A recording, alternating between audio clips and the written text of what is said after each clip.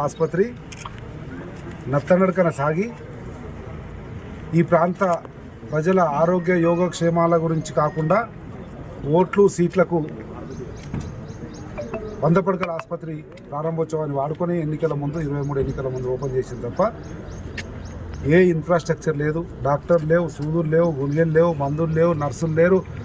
ఏమి నిరుపయోగంగా పడి శిథిలావస్థకు చేరిన సందర్భంలో మళ్ళీ ఈరోజు ప్రజాప్రభుత్వం రేవంత్ రెడ్డి గారి నాయకత్వంలో వడివడిగా అడుగులు పడుతున్న సందర్భంలో వెంటనే ఆసుపత్రిని ప్రారంభించాలని, ఇంకేమన్నా మరమ్మతులు కానీ ఇన్ఫ్రాస్ట్రక్చరు కొన్ని ఎక్విప్మెంట్ రావాల్సిన అవసరం ఉన్నాయి, తొందర తీసుకొచ్చి ఓపెన్ చేయాలనేటువంటి ఆలోచనతో మంత్రి గారు రాజేసి ఈరోజు పరిశీలించడం జరిగింది.